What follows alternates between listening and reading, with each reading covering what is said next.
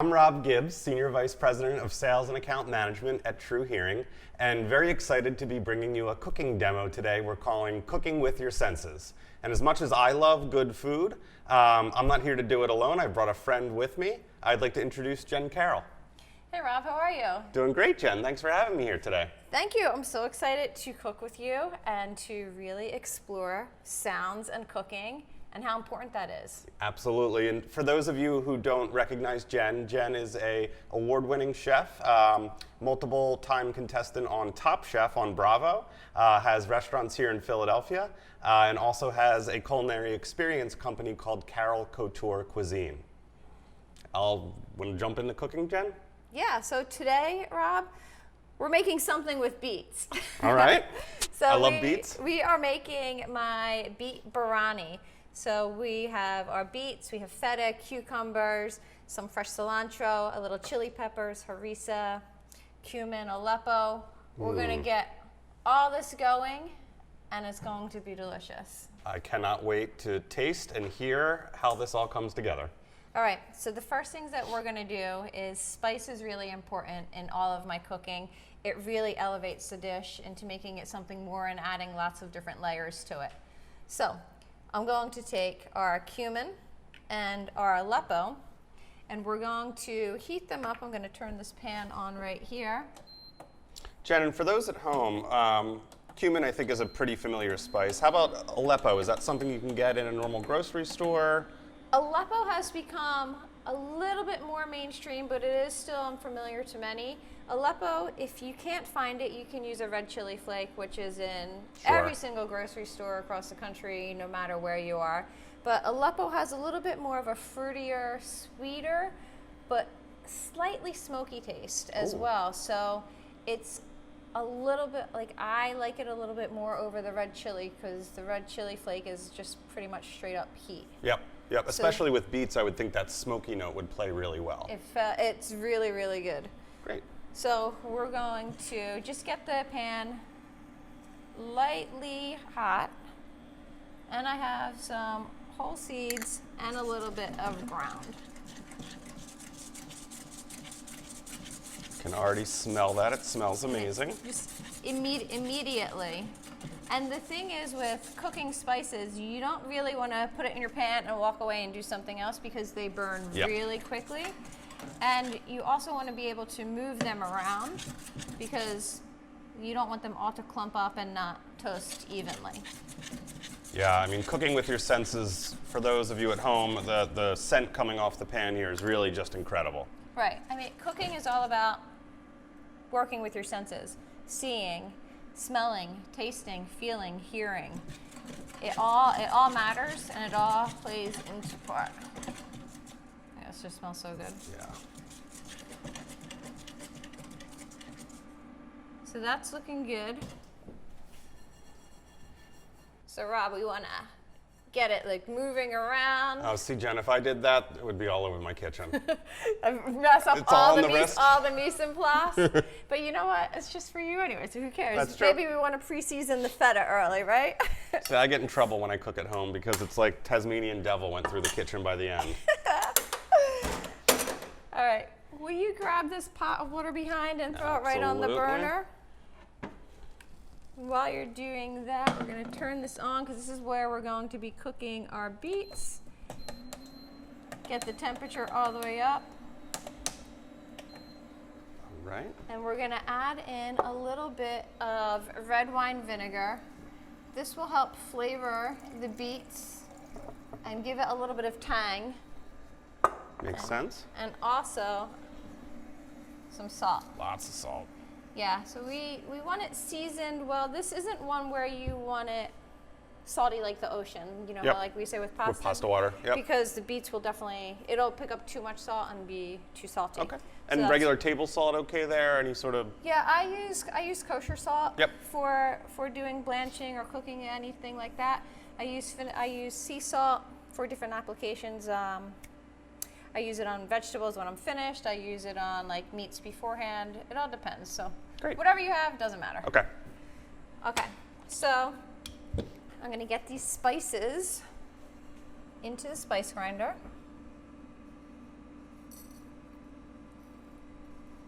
Love the sound of those spices. Is this where you'd be getting it all over the kitchen? For sure, yes. I think I did an okay job here. A little bit. All right. So now we're going to grind up these spices.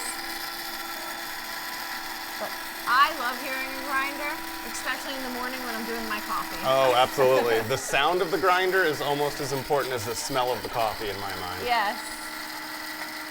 I recently clogged my coffee grinder, so that's a whole other story for another day. Oh, yeah? That I haven't been able to resolve quite yet. So we've moved back to the Keurig in my house.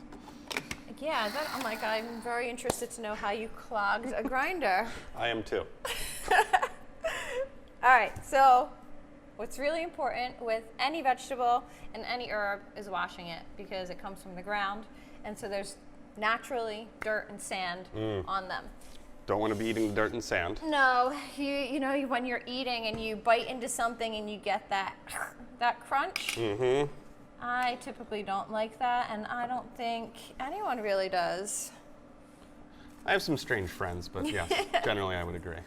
So you can, if you're in your home kitchen, you can take these into your sink and run them under some nice cold water.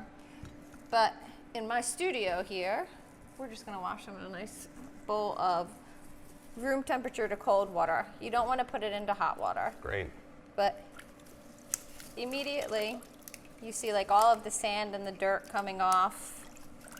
And if you want, you can save these greens, the beet greens, and you can either saute them or you can take the stems and you can pickle them, which are really delicious too. Oh, excellent. So I like to cook very sustainably and try and use everything that I possibly can. And for maybe a more novice cook or someone without access to kind of getting a full beet like this, what about prepackaged, pre-cooked beets, anything like that? What's your viewpoint on those? I ate pickled beets. I grew up eating pickled beets and I loved them, but I don't know about for the application of what we're doing right here, because it's about cooking it and then drying it out. So I don't know if they've been processed or what other type of thing has been put into it. Okay, so we got these pretty much, and whenever you're doing any vegetable or herbs, you want to pull out, because you don't want to pour that water over top of it, because all of the sand and everything is starting to go to the bottom. So you never want to just dump it into the sink and then dump all of that dirt right back over it. Yep. Okay, will you help me with that? Yep. You can put that right back under there. Absolutely. And we're gonna just cut off the tops.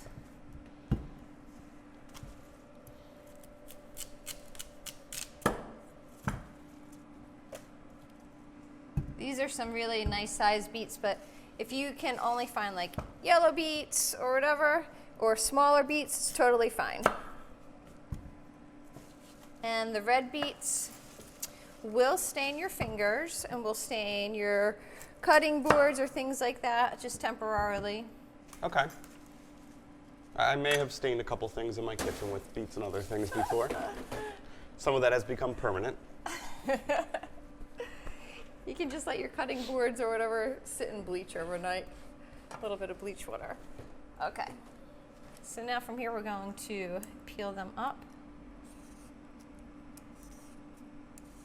Another great sound. I love the sound of peeling vegetables. Yeah. And that beet, the beautiful, just thinking about senses, the beautiful purple hue on that, thinking about vision, just looks so cool. That's the other thing about beets. Right? Yeah.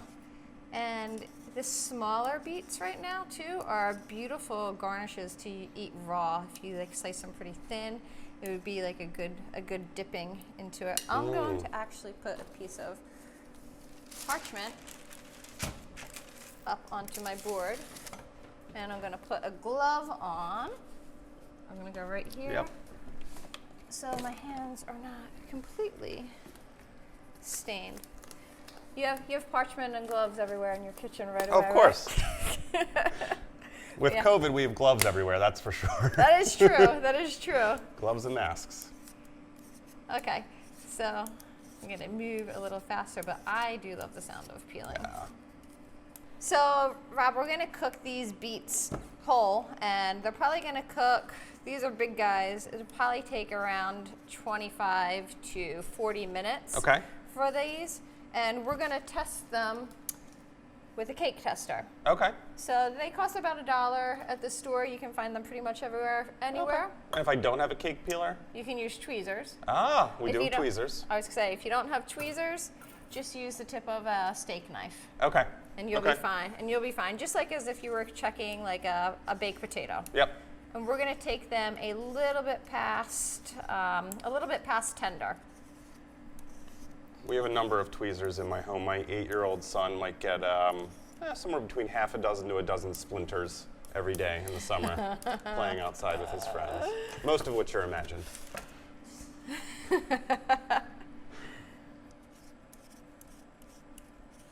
How's the water? Is the water starting to come up? It is. We've got little bubbles. Great. Coming. Jen, for someone who maybe doesn't eat a lot of beets, what would you compare it to? What's the flavor profile? The flavor profile is a little bit earthy and sweet at the same time. It definitely has that minerality taste to it. I know a lot of people say they don't like beets, and then when we prepare it, like with different like spices and like a little bit of vinegar, it really changes it and helps bring it out. And people have learned to really love beets, I think, over the years. I think also people are afraid of them or have eaten them weird growing up in different applications. Like almost like Brussels sprouts. Like you ate a bad Brussels sprout going up and you're kind of scarred forever, but they're delicious. Yes. And I find the same thing with beets. I had some bad beet experiences, beet trauma as I call it as a child. But I love beets now. I'll tell you what, which I think a lot of people hated fish growing up. Yes. And now I absolutely love it. And I know one of the reasons why I definitely hated fish was because the way it was cooked. But now, like, as we drop this in, I'm gonna drop it. Try and not splash you. But wow, those look amazing. The thing I love the color, and I love how quickly like you can use this water afterwards to dye some eggs if it's at Easter time. I was going to ask you that question. The same way my 8-year-old makes chocolate milk out of his cereal milk in the morning. Yeah. You can get some purple water and dye eggs out of this. Mm-hmm. Awesome. Or you can do the new trend of tie dyeing your clothes. That's back again. Yep. So get a white T-shirt. If you get a little stain on you, then just go for it all the way. Very cool. Okay. So we have our spices ground. We have the beets cooking. They're going to take a while to cook. While that's going, I'm going to cut up these little chili peppers, and these will be garnish on the Borani at the end. What kind of chili peppers are you using, Jen? These are jalapenos. Okay. But you can use a Fresno chili. You can use an Anaheim chili. You can use pretty much anything. Thai-bird chilies, which are the really tiny little like red ones that are really nice and spicy. Yep. I was going to ask you, for someone who likes heat, likes a little spice, that might be the way to go. The Thai-bird for sure. But I like to slice these pretty thin, and you can put on as much or as little as you want. And if you like spice too, then leave the seeds in. Leave the seeds. Yep. Okay. So. Again, I can smell the jalapenos from here. They smell incredible. And just like that chopping sound, right? Yeah, everything smells amazing, but also sounds amazing. And that kind of ties back to one of the things we wanted to talk about today, which is, again, this is a fully sensory experience. We're seeing all the bright colors. We're hearing the sounds of vegetables being chopped, of peeling the beets, of grinding the spices. We're smelling all the great smells of the peppers, of the beets, of the spices. And when we think about all of those things, they're activating in a lot of different ways. And TruHearing, one of the things that we talk about is how important hearing healthcare is, not just to your ears, not just to those auditory senses, but what that does for your overall healthcare, and how there's a lot of other comorbidities linked to hearing loss, and things like depression, dementia, and falls are really important to be addressed through hearing healthcare. So something that we wanted to talk about as we went through this demo too. Yeah, because with hearing loss, you feel left out a lot, right? And so you just feel like you're missing what's going on, and a lot of times, saying what over and over. You don't want to be annoying. You don't want to be a burden on people. So it can definitely play into the mental aspect that way. Absolutely. So. And we know there's a lot of stigma tied with hearing loss, with wearing hearing aids, things like that, and we're trying to move that conversation forward. Much like many other areas of healthcare, in terms of it's a health issue and it should be addressed. I think it's a great example of people tend to self-isolate because they don't want to be saying what over and over again in a loud restaurant or at a theater or a concert, things like that. And that isolation can lead to depression and dementia. So again, really just ties back to let's address that hearing loss to prevent all those other potentially very serious illnesses from happening. So how long has TruHearing been in business? We've been around for about 17 years, and we've served hundreds of thousands of our health plans and other partners' members, getting affordable hearing healthcare, hearing aids, and addressing all those problems. When COVID started, we've accelerated some work we've done to allow that to happen from the comfort of your own home if you can't get to an audiologist or other hearing healthcare provider's office. So we now have an online hearing test that can be taken from your laptop, your smartphone, your tablet. Online hearing test? Online hearing test. Can I get one of them? You can. All you need, is an electronic device and some headphones. 3 to 5 minutes later, you'll find out if you likely have hearing loss or not, and then we can help you get hearing health care and direct you to a provider if you do. I think I may, because of working under those kitchen hoods for so long and just constant screaming and screaming. Yep, understood. I was in a band for a number of years and stood next to the drummer. Yeah. And I have a little bit of hearing loss myself. Life, right? Exactly. But that's why you're here to help us. Okay, have you ever had a pickled squash before? I have not, but I am intrigued. So these are little patty pan squash that are pickled, and these will add a really great pop and burst of acidity to our Beet Borani, and plus they're beautiful in color. So when we're plating, right, bringing in another sight, because everyone says you eat with your eyes first. So you eat with your eyes, your smell, all of that stuff. Well, you had me at pickled, but this is delicious, Jen. Right? So good. How did you pickle this? So this is just a simple pickle. So 1, 2, 3, vinegar, salt, sugar, and then I have my garlic and dill, coriander, a bay leaf, all in there. So okay. I do tons of pickles. We have pickles all over the place. I use them for everything. I think it's a great thing. I use English cucumbers now. So okay. I already sliced up a couple of them, but just to get that chopping sound, when I'm making crudité, I want to go into maybe a ½ inch thick piece. Okay. Because I don't want it to be flimsy, so when you dip in, you don't want it to be flipping back and forth, so you want to go a little bit thicker for sure. That is a mistake I've made in the past. Right, because flimsy crudité. Right. I'm like, now I know you're just joking. No, I have, honestly. But you try and slice thinner because you think it's you're oh, let me make it so nice and right. thin so it looks beautiful, and then you go to dip in and it just can't hold up. So that is definitely go a little bit thicker. I think that's one of the mistakes a lot of my cooks make at the restaurant as well, because they want to try and make it as perfect and as thin as possible, but without realizing that that's actually doing more harm than good. Now for the herbs that we're going to use, I'm using cilantro on this dish. It goes really well with the cumin and the Aleppo. We're going to add a little bit of harissa and tahini, but it works really nicely. And when I do my herbs, I grew up and everybody was take the stem out. Right. Because it was really fancy to do it that way. but there's so much flavor in the stem. Okay.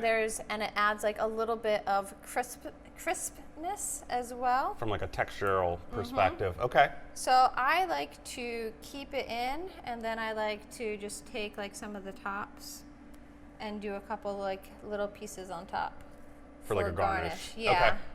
Makes so sense. I like to leave them whole. I used to do a lot of really nice like fine chiffonade and julienne before, but now I'm a little bit more rustic. And again, the chopping, which I love hearing that go through the lettuce and hearing like that little bit of like water moisture like come out of it, whether it's lettuce or herbs. I like that. I feel like the technique you have with the knife there is something probably most home cooks may not know. Yeah, you want to rock and you want to go all the way through. You don't want to come down and just crush. Yep. Because your herbs will be bruised and ruined. And I mean, it's really important that you have a sharp knife. Yep. So you definitely want to make sure that that is good. All right, I think that is enough herbs. We have a feta here that will crumble on at the end. Let's check on these beets. All right. It's been a little bit. I'm gonna pull out.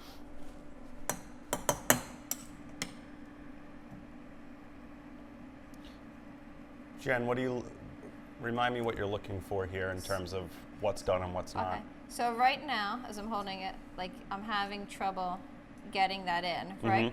So when it's completely tender, it will go in really easily and go all the way through. And so that's what we're looking for. Okay. And you said for a beet of this size, about 25, 40 minutes. Yeah. Great. So we'll come back to that in a minute. All right, Rob, let's check these beets again. All right, let's do it. Yeah. That seems done. You see how easy that went in? Okay. So we're gonna strain these out. Okay. Gonna get a towel. We hit that green button. Got it. Okay. We're gonna strain these. Look at that beautiful red water. Beautiful. Stand back, I don't want to splash you. All right. That would have been much more splash if I were doing it. Okay. And now we're going to take these beets and we're going to cut them in about quarters to eighths, and we're going to put them on a, Rob, will you hand me? Yeah, thank you. Surely. We're going to put them into the oven. Okay. At 325, and what we're going to do is we're going to pull all of this extra moisture out. Okay. So our Borani isn't watery, so it'll be nice and thick. Makes sense. Without having to add anything else to like thicken it up. We don't want to add any bread or anything like that. So I'm going to move the herbs over. We're going to cut these up.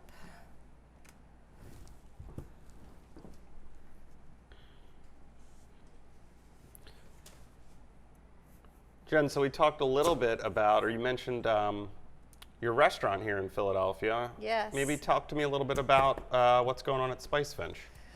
So we have just started doing some takeout and delivery and some outdoor dining. We haven't done indoor dining yet because it's still not allowed in Philadelphia. Yep. But besides that, with the culinary experience company, Carroll Couture Cuisine, we've been pivoting and moving to doing a lot more virtual events like this. I've been doing a lot of cooking classes. We did a really fun happy hour together. Great. Yeah.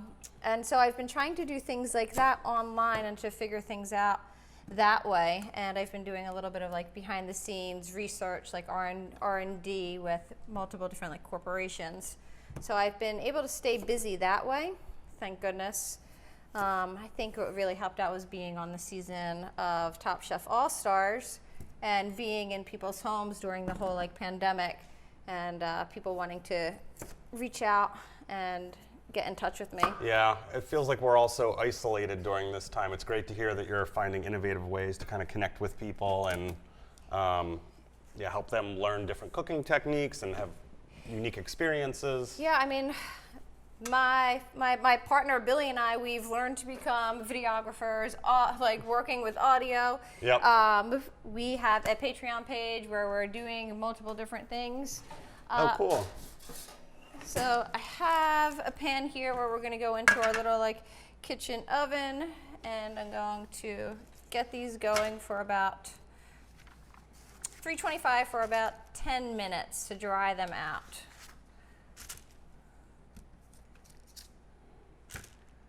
Will you open that oven for me behind? Certainly. Okay. Cool. Jen, tell me, you mentioned your Patreon page. Tell me a little bit about that. So the Patreon page you can find, and it's a subscription, and you get to follow me. And so if you follow me on Instagram, this is more of a behind the scenes, a more intimate, session with me where I'm teaching you. There's multiple tiers. We're building them out right now. And right now it's all about, being like a food enthusiast and learning like the 101s of cooking. So like how to build your pantry, how to organize, basic recipes and things like that. And then if you start going up into the higher tiers, once we have that, it'll be full on recipes and demos like what we're doing now. And we'll have a little bit more back and forth conversations, things like that. So lot of fun stuff to come. Yeah, great. Great. I think it's great for people to have access to education and kind of building out new skills, again, when it's hard to do that face-to-face during this time. Those beets smell amazing, Jen. Yeah. So if you can see, these beets, they started to like dry up a little bit and get a little bit of a crust on them. And that's what we're looking for. So kind of cooking in the oven there at 325 gets the moisture out of the... Yeah, it starts to evaporate and all of that stuff. And this is what we want. We're going to set aside some of the beets so we can grate them. Okay. Because we want a little bit of a texture variation. So we'll leave these to grate and we'll put the rest into the blender.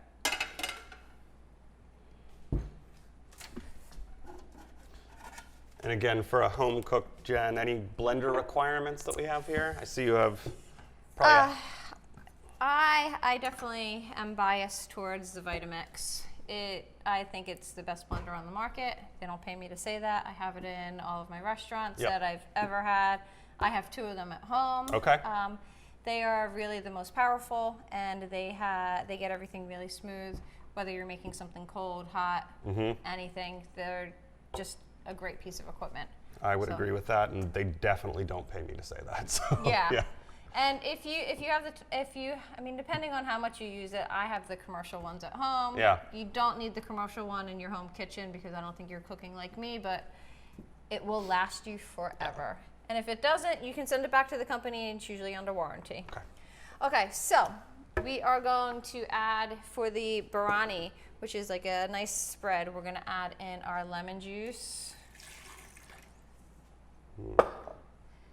our tahini. I like to use Soom Tahini, which is a Philadelphia brand, a woman-run, 3 sisters. I have 2 sisters, so I like to definitely support that. And their company is actually not too far where they process everything from me here in Philly. Excellent. So I like to support. So we have our tahini, our lemon juice. This is my house-made harissa. So I let that ferment a little bit so it's not spicy, like blow your mind spicy. It's spice that is going to kind of grow and warm you from within. I have a little bit of salt. What is next? And then we're going to add in our beets. On the harissa, is that something you can buy in the store, or would you recommend making that at home? You can buy harissa in the store. You can buy harissa paste. I think Amina brand is actually a good brand. But the yellow, like Moroccan harissa paste in the tube is actually really good. Has good flavor to it. Okay. But you can make yours at home. You can make it with just chili and garlic and multiple like different spices. whatever you want. And then we're gonna add in it our spices that we ground up. Get it all out. We're gonna go on. All right, so into the blender. Make sure that lid is on. And here is my plunger to help move it around. So what kind of consistency are we looking for, Jen? We're just looking for it to be nice and pureed.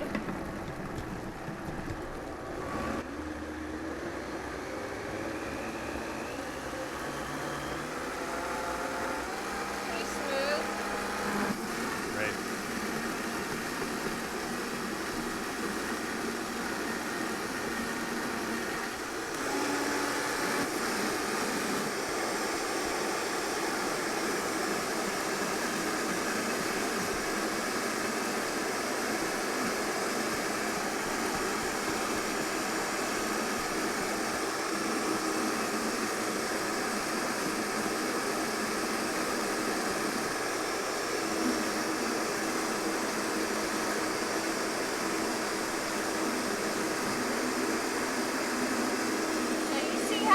Running itself and pulling in, that's what we're looking for. Okay. Kind of, yeah. It creates kind of a vacuum. Yeah. And when it doesn't, one thing about listening to your blender is if it sounds like it's working really hard, then it probably is, or it sounds like it's suffocating where it's not making that vacuum, it probably is. And so that's when you're gonna have to come and either add a little bit more liquid where you can add water. A lot of people forget that water can be an ingredient, so if you add it more lemon juice, you're gonna add too much acid. So you can add water and be fine with it. You can add a little bit of olive oil, something like that to help thin it out and get it moving without hurting your blender. Excellent. So listening to your blender is really, really important. Another great example of how you really do need to use all of your senses to make sure that you're doing things correctly. Tasting obviously is a important way of making sure that you're seasoning things correctly, but yeah, definitely sound and sight as well. So I have some tasting spoons. Okay. My we favorite part. We can taste, but this is what we're looking for. If we're looking for like a little bit of thickness, we're looking for it to be nice and smooth. So you get that heat, you get that lemon. Yeah. Right? So you can taste the cumin. You get like all of you get the earthiness. You get a little bit of sweetness still. You get all of those different layers. It's incredible, Jen. I can't wait to make this at home. And then, I just got beet on the tablecloth. I'm gonna be in trouble for that one. Here, you can put that right down here. Thank you. So the last thing that we're going to do before we plate, which has to do with, I think, a really cool sound in cooking, is using the box grater. So if you don't have one, I think the box grater is probably an underused piece of equipment in a lot of kitchens. Okay. I think it gives a lot of great texture to many different vegetables.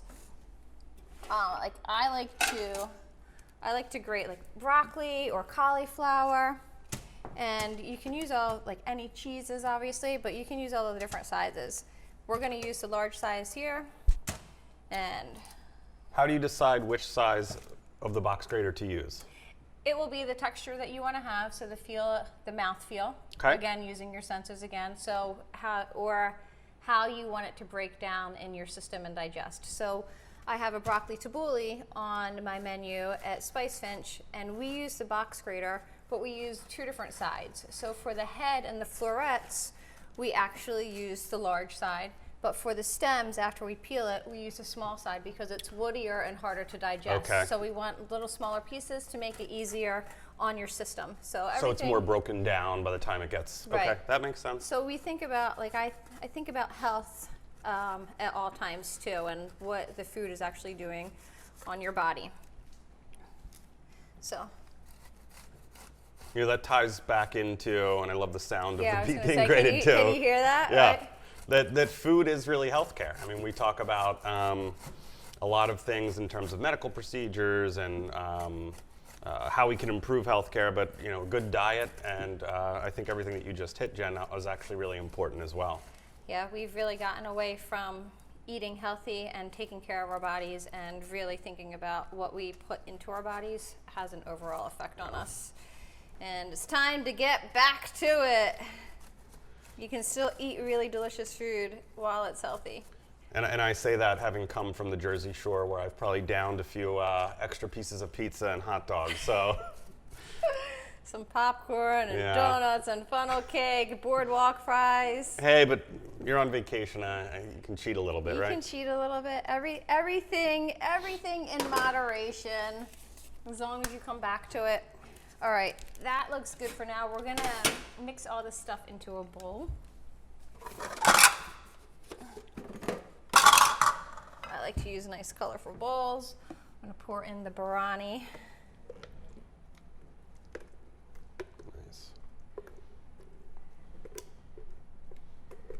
I think another really important tool to have at home is your spatula.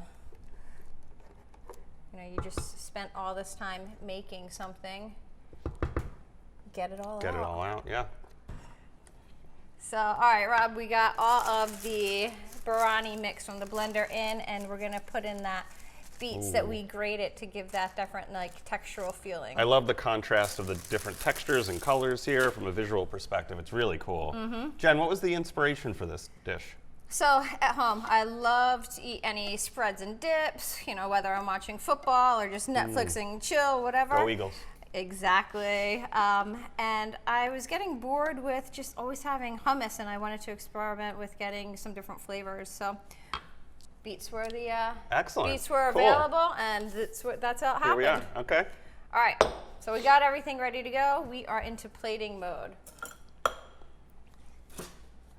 And plating is so interesting. On our quick fire challenge recently, you had said that plating, I'm not going to get this right, but plating takes much longer than you think it would, and I learned that lesson the hard way. And I think we've seen that on Top Chef before, right? Yes, because you're always like, oh, 2 minutes is such a long time, and then you're like, where did those 2 minutes go? 2 minutes are gone, and you have a quarter of the ingredients on your dish.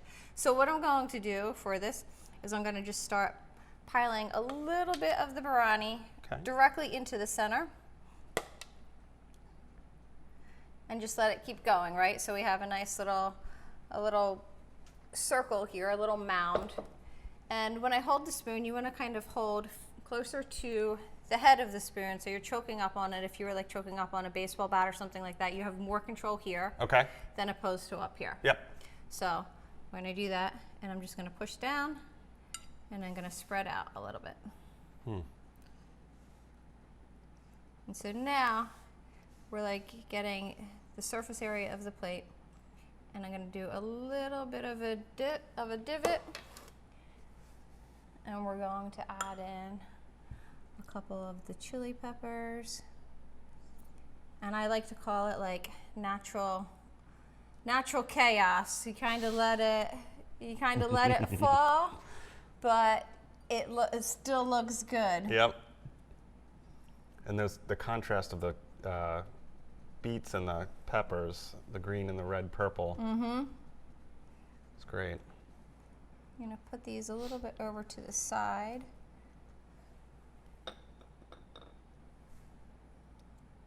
Pickled squash.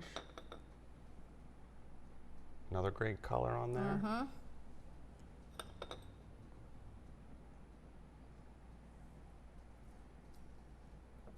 Crumble some feta. So the feta will give it a little bit of that extra creaminess to it, and a little bit of that salt content that we're looking for too. And I love the idea, Jen, of serving a dish like this during a football game or at a party. And this is it's sophisticated, it's healthy, but it's not overly complicated, and it's something everybody can eat. Everybody can eat this. So I'm going to just pile up a little bit more here.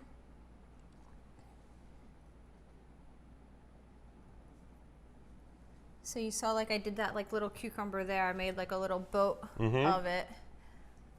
Let me hands off. And then, you know, the one thing that I do for pretty much all of my dishes, besides doing a little finishing drizzle of olive oil, is my lemon zest to like brighten it all up. Great. But again, that sound right there. Another great sound. And the brightness of the citrus probably just pops here. Yes. Yeah. You want to taste? Please. All right. I say we just go for it. Let's go for it. Should we get a picture? We can do another one. I'm like too late. All right, let's go for it. All right. Cheers. Cheers. I'm going to put the whole thing in my mouth. Jen, that is delicious.